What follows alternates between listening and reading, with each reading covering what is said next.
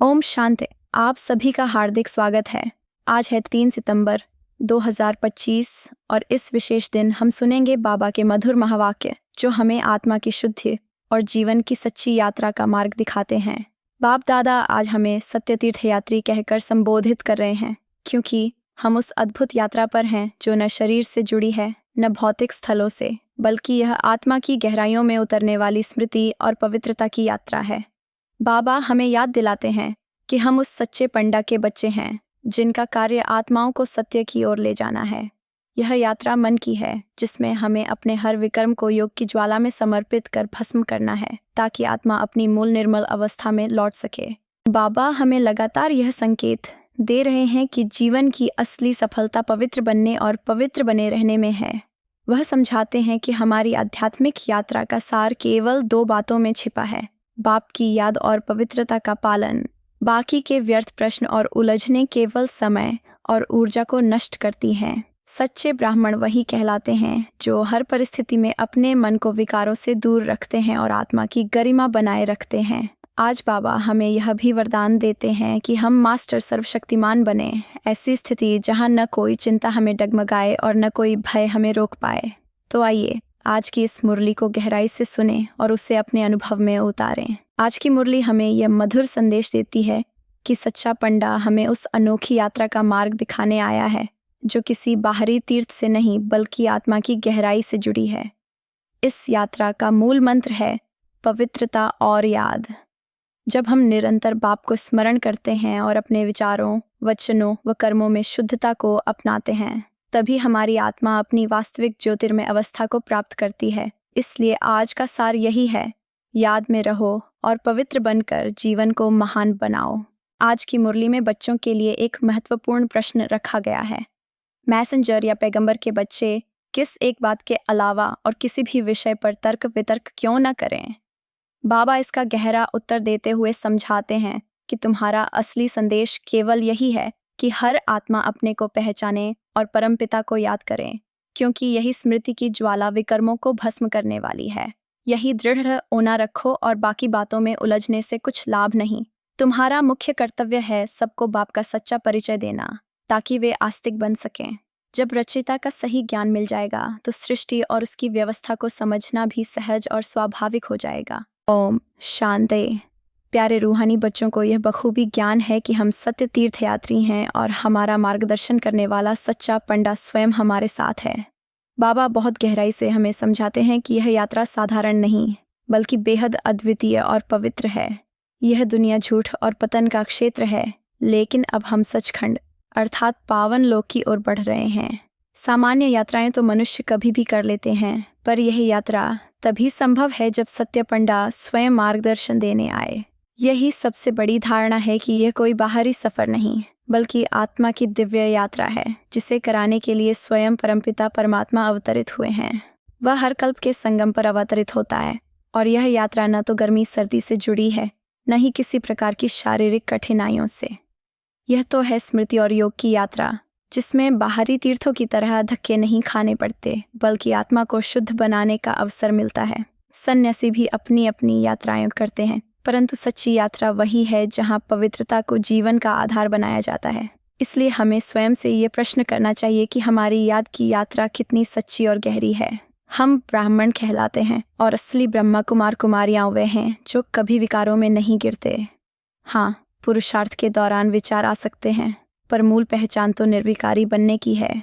यदि कोई पूछे कि कितने ब्राह्मण निर्विकारी हैं, तो उत्तर यही होगा कि यह गिनती का विषय नहीं बल्कि यह हमारी पवित्रता ही है जो हमें विशिष्ट बनाती है। इन बातों से न तो आत्मा तृप्त हो सकती है और न ही जीवन का उद्देश्य पूरा होता है। बाबा हमें यात्री बनने की शिक्षा देते हैं और समझाते हैं कि यह गिनना व्यर्थ है कि कितने यात्री हैं या कितने ब्राह्मण सच्चे हैं, क्योंकि सच्चाई और झूठ का फैसला व्यवहार से होता है। जो आज ब्राह्मण कहलाता है, यदि विकार में गिर जाए तो वही तुरंत शूद्र की स्थिति में पहुंच जाता है। आज प्रतिज्ञा कर ली और कल उसे तोड़कर असुरतापूर्ण कर्म करने लगे तो उसका ब्राह्मण जीवन अर्थहीन हो जाता है। बाबा बहुत स्पष्ट चेतावनी देते हैं कि प्रतिज्ञा को कभी भी तोड़ना नहीं चाहिए। आखिरकार इन बाहरी बातों से आत्मा को शांति नहीं मिलती और न ही मुख मीठा होता है। यहाँ तो हमें केवल 2 बातों पर ध्यान देना है, बाप की निरंतर याद और उनके ज्ञान का गहन चिंतन, क्योंकि यही हमारी सच्ची यात्रा का आधार है। यहाँ हमें सबसे पहले बाप की याद सिखाई जाती है और जीवन का मूल आधार पवित्रता बताया जाता है। जो आत्मा आज पवित्र बनकर ब्राह्मण कहलाती है और फिर माया के तूफानों में गिरकर अपवित्र हो जाती है, वह सच्चा ब्राह्मण नहीं रह पाता। ऐसे ही उतार चढ़ाव के कारण ब्राह्मणों की माला नहीं बन सकती। यही मुख्य धारणा है, पवित्रता का महत्व समझना और उसे जीवन में स्थिर रखना। हम पैगंबर के बच्चे हैं, हमारा कर्तव्य है संदेश देना, अपने को आत्मा मानो और परमपिता को याद करो। यही योग की अग्नि है जो विकर्मों को भस्म कर देती है। ये एक ही ओना बनाए रखो, क्योंकि मनुष्य चाहे कितने भी प्रश्न पूछे, उन सब का सार इसी एक शिक्षा में समाया है। इसलिए हमें केवल एक ही संदेश फैलाना है, आत्मिक स्मृति और बाप की याद। यहाँ मुख्य बात यह समझने की है कि जीवन की असली यात्रा हमें नास्तिकता से आस्तिकता की ओर, निर्धनता से सच्चे धन की ओर ले जाती है, ताकि हम उस परम धनी से अपना वर्षा पा सकें। बाकी सब तो पुरुषार्थी हैं, पर अधिकतर विकारों की परीक्षा में असफल हो जाते हैं। कई लोग लंबे समय बाद स्त्रियों को देखकर नियंत्रण खो बैठते हैं।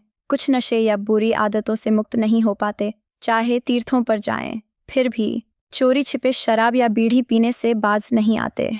बहुत से ऐसे भी हैं जो सच बोलने में चूक जाते हैं और अपनी कमजोरियों को छिपाते रहते हैं। बाबा हमें इन कमियों पर ध्यान दिलाते हुए बड़ी सच्चाई से आईना दिखाते हैं। साथ ही वे यह भी सिखाते हैं कि उत्तर देने की सही युक्ति क्या होनी चाहिए। सभी को केवल एक ही परिचय दो, एक ही संदेश दो कि उनका असली बाप कौन है। जब तक बाप को नहीं पहचाना जाता, तब तक बाकी सारे प्रश्न निरर्थक हैं। इसलिए हमारी पहली और सबसे महत्वपूर्ण सेवा यही है कि हर आत्मा को बाप का परिचय मिले, ताकि वे आस्तिक बन सकें और सच्चे अर्थों में लाभ उठा सकें। बाबा को हजारों पत्र लिखे जाते हैं और उनमें से कई लोग मिलने भी आते हैं, चाहे वे साधारण हों या समाज के बड़े व्यक्ति। लेकिन बाबा तुरंत समझ जाते हैं कि उन्हें अभी तक पूरा परिचय नहीं मिला है। जब आत्मा को सच्चा परिचय मिल जाता है, तभी वह अनुभव करती है कि हाँ, यही सत्य है, हम आत्माएं हैं और हमारा सच्चा बाप परमपिता परमात्मा है, जो स्वयं आकर हमें पढ़ाते हैं। उनका सीधा संदेश है, अपने को आत्मा समझो, मुझे याद करो और इस अंतिम जन्म को पवित्र बनाओ। यही गहरी और अमूल्य समझ है जो बाबा हमें जीवन को बदलने के लिए दे रहे हैं। जो आत्मा पवित्र नहीं रहती, वह सच्चा ब्राह्मण नहीं कहलाती, बल्कि शूद्र की स्थिति में रहती है। जीवन तो एक युद्ध का मैदान है, जहाँ झाड़ झड़ और तूफान लगातार आते रहते हैं। कई पत्ते गिरेंगे, पर यह गिनती करने से कुछ लाभ नहीं। सच्चे ब्राह्मण वही हैं जो कभी शूद्र की अवस्था में न जाए। लक्ष्य है कर्मातीत अवस्था, एक ऐसी उच्चतम मंजिल जहाँ न केवल क्रियाएं बल्कि मनसा भी शुद्ध हो। वर्तमान में कोई भी पूरी तरह उस अवस्था में नहीं है, इसलिए हमें अपनी स्थिति को ऊंचा उठाना है और मनसा से भी पवित्र बनना है।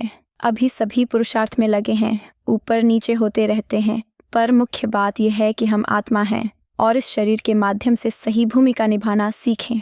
जब तक रावण का राज्य है, युद्ध चलता रहेगा, लेकिन पीछे जाकर कर्मातीत स्थिति प्राप्त करना ही हमारी असली जीत है। यही अभ्यास हमारी विजय का असली आधार है। आगे चलकर अनुभव से तुम्हें वास्तविक फीलिंग आएगी और धीरे धीरे सब समझ में आने लगेगा। अभी तो जीवन में झाड़ झड़ और तूफान छोटे मोटे ही हैं, पत्ते गिरते हैं और जो आत्माएं अब भी कच्ची हैं, वे गिर भी पड़ती हैं। इसलिए हर आत्मा को स्वयं से पूछना चाहिए, मेरी अवस्था कितनी उन्नत है। बाकी के प्रश्नों में उलझना व्यर्थ है। हमें केवल यही याद रखना है कि हम बाप की श्रीमत पर चल रहे हैं और अपनी अवस्था की निरंतर जांच करते हुए उस मार्ग पर अडिग रहना है। बाप वही हैं जो अद्भुत रूप में आए, असीम सुख और नई दुनिया की स्थापना करें। वहाँ सिर्फ सुख ही है, क्योंकि जहाँ आत्माएं शुद्ध हैं, वही असली दुनिया है। निराकारी वर्ल्ड में आत्माएं अपने मूल रूप में हैं, और यह समझना कि आत्मा बिंदु के रूप में कैसे है, नई आत्माओं को धीरे धीरे सिखाना होता है। बाबा कितनी सूक्ष्म युक्ति से बताते हैं कि किसे क्या समझाना है।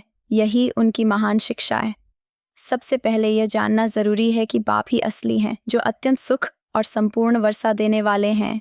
भारत कभी पवित्र भूमि था, पर अब पतित हो गया है, लेकिन कलयुग के बाद पुनः सतयुग का आगमन होगा। ये नई रचना है और इसे केवल B.Hart के ही सही रूप में समझा सकते हैं। बाबा हमें पढ़ा रहे हैं और यह ज्ञान हमारी बुद्धि में गहराई से बसना चाहिए। इसमें कोई कठिनाई नहीं है, पर माया अक्सर भटका देती है और विकर्म करवाती है, क्योंकि आधा कल्प से ही आत्माएं विकारों की आदत में फंसी हुई हैं। इन सभी आसुरी आदतों को समाप्त करना ही हमारी जिम्मेदारी है। बाबा स्वयं कहते हैं कि सभी पुरुषार्थी हैं, लेकिन कर्मातीत अवस्था को प्राप्त करने में समय लगता है। इसलिए हमें अपनी पुरानी बुरी आदतों को त्याग कर पवित्रता की ओर कदम बढ़ाना है। ब्राह्मण कभी भी विकारों में नहीं गिरते, लेकिन जीवन के युद्ध क्षेत्र में चलते चलते कई बार असफलता का सामना करना पड़ता है। ऐसे सवालों में उलझने से कोई लाभ नहीं, पहले अपने बाप को याद करना आवश्यक है। शिव बाबा ने कल पहले ही फरमान दिया है, अपने आप को आत्मा समझो और मुझे याद करो। यही हमारी असली लड़ाई है, विकारों पर विजय पाने की यात्रा। बाप एक हैं और श्री कृष्ण को बाप नहीं कहा जाता, उनका नाम केवल मार्गदर्शन का प्रतीक है। वही बाप हैं जो रांग से राइट बनाते हैं, इसलिए उन्हें सत्य कहा जाता है। वर्तमान समय में बच्चे ही सृष्टि के राज्य को समझते हैं। सतयुग में देवताएं हैं, रावण राज्य में आसुरी सत्ता है। संगम युग में यह स्पष्ट करना है कि पुरुषोत्तम संगम युग में कौन सही मार्ग अपनाए। बाकी लड़ाइयाँ बाहरी हैं, लेकिन ब्राह्मणों की लड़ाई अपने विकारों के साथ है। सबसे बड़ा शत्रु काम विकार है, और यही वह लक्ष्य है जिसे जीतना हमारी प्राथमिक जिम्मेदारी है। इस पर विजय पाने से ही तुम सच्चे जगत जीत बनोगे। यही विष है जिस पर अनेक आत्माएं ठोकरें खाती हैं और अनेक विघ्नों का सामना करती हैं, लेकिन मूल बात हमेशा पवित्रता की ही है। पुरुषार्थ करते करते तूफानों और बाधाओं से गुजरते हुए तुम्हारी जीत सुनिश्चित होगी और माया थक कर पीछे हट जाएगी। जैसे कुश्ती में पहलवान सीधे मुकाबले में उतरते हैं और जीतते हैं, वैसे ही यह हमारी गुप्त कुश्ती है जिसमें निरंतर अभ्यास और संघर्ष ही सफलता दिलाता है। हमारी आत्माएं कभी पवित्र थीं, फिर अपवित्र हुईं और अब पुनः पवित्र बनना है।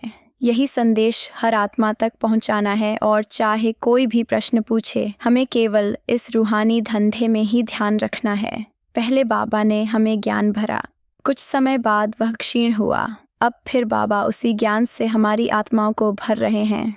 इसलिए हमारा एकमात्र फोकस यह है, रूहानी धंधे में गहराई से लगे रहना और आत्मा की पवित्रता की ओर लगातार बढ़ना। बाकी दुनिया चाहे किसी भी नशे में हो, हमारा सच्चा संदेश यही है कि बाप को याद करो और कल्याण की राह अपनाओ। हमारा धंधा सिर्फ रूहानी है और इसकी पहली सीढ़ी है बाप को जानना। बाप स्वयं ज्ञान का सागर हैं, कोई साधारण पुस्तक नहीं पढ़ाते हैं। जहाँ डॉक्टर ऑफ फिलॉसफी आदि किताबों में ज्ञान जुटाते हैं, वहीं भगवान को सृष्टि के आदि मध्य अंत का संपूर्ण ज्ञान है। वे वेद शास्त्र और सभी रहस्यों से परिचित हैं। बाप कहते हैं कि मेरा काम है तुम्हें यह ज्ञान समझाना। बाबा कितनी स्पष्टता से अपने इस पाठ को समझाते हैं। ज्ञान और भक्ति का अंतर कोई और स्पष्ट नहीं कर सकता। भक्ति केवल भाव है, ज्ञान वही है जो बाप से मिलता है। सर्व का कल्याण करने वाला एक ही है, बाप। दुनिया का इतिहास भले रिपीट हो, पर पुरानी दुनिया के बाद नई दुनिया अवश्य आएगी। तुम बच्चे जानते हो कि बाबा हमें बार बार यह पढ़ाते हैं और मुख्य जोर हमेशा यही है, बाप को याद करना। इसलिए हमारा पूरा फोकस और ऊर्जा सिर्फ याद पर ही केंद्रित होनी चाहिए। बाबा जानते हैं कि बहुत से बड़े और नामी बच्चे इस याद की यात्रा में कमज़ोर हैं, जबकि साधारण गरीब या अनजाने बच्चे, जिन्हें बांधिलियाओं कहा जा सकता है, वह इस यात्रा में अधिक लगे रहते हैं। बाबा कहते हैं कि हर आत्मा को अपने आप से पूछना चाहिए, मैं बाप को कितना समय और कितनी भक्ति से याद करता हूँ। जितना संभव हो उतना याद करो और अपने भीतर हर्ष और आनंद बनाए रखो। जब भगवान हमें पढ़ाते हैं तो यह अनुभव अत्यंत आनंददायक होना चाहिए। यही मुख्य धारणा है, निरंतर स्मृति और हर्षित मन रखना।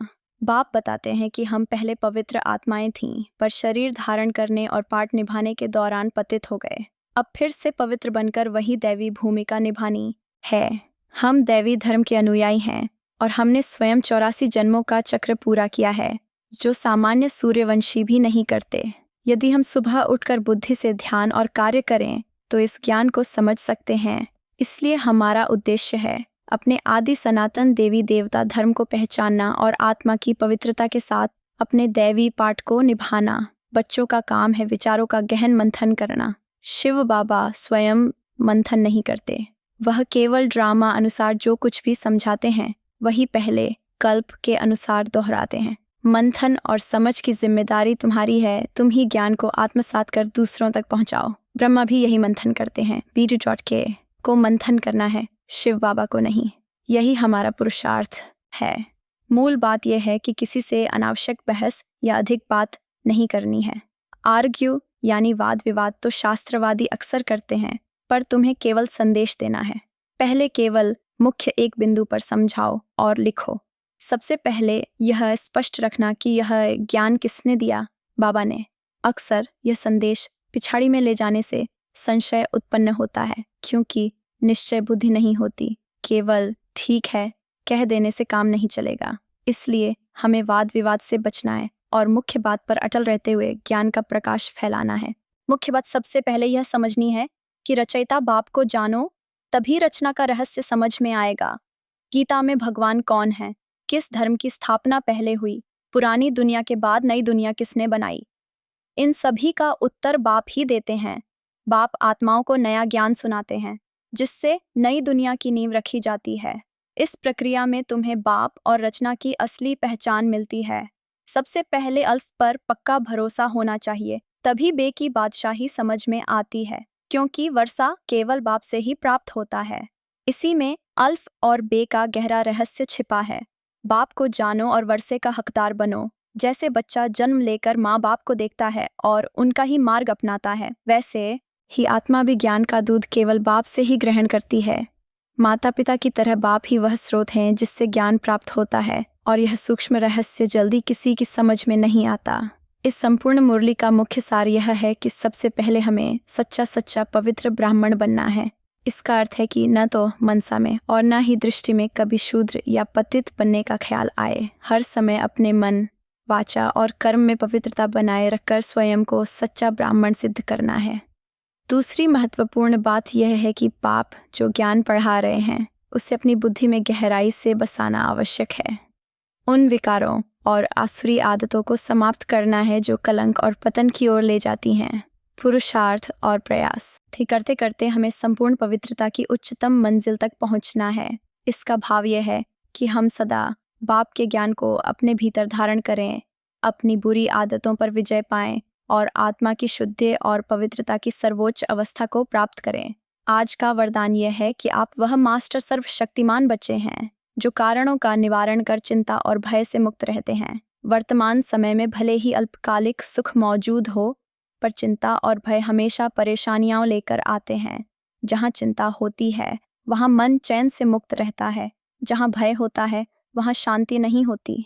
इसलिए सुख के साथ आने वाले यह दुख और अशांति स्वाभाविक है, लेकिन आप सर्वशक्तिमान बाप के खजाने से संपन्न ऐसे मास्टर बच्चे हैं जो हर दुख का मूल समझते हैं और हर समस्या का समाधान खोजते हैं। आपके लिए समस्याएं डराने नहीं बल्कि खेल की तरह आती है, जो आपकी बुद्धि और शक्ति को परखने का अवसर देती है। इसी कारण आप चिंता और भय से पूर्ण रूप से मुक्त रहकर सच्चे समाधानकर्ता बनते हैं। आज का संदेश यह है कि यदि आप अपनी वृत्ति को श्रेष्ठ बनाते हैं तो आपकी प्रवृत्ति अपने आप उच्चतम स्तर पर पहुंच जाएगी। अर्थात आंतरिक स्वभाव और मनोवृत्ति में सुधार लाकर आप अपने बाह्य व्यवहार और क्रियाओं को भी श्रेष्ठ बना सकते हैं। चलिए अब मीठे मीठे समझदार बच्चों को माता पिता और बाप दादा की याद, प्यार और शुभकामनाएं। रूहानी बाप अपने रूहानी बच्चों को नमस्कार करते हैं। ओम शांति।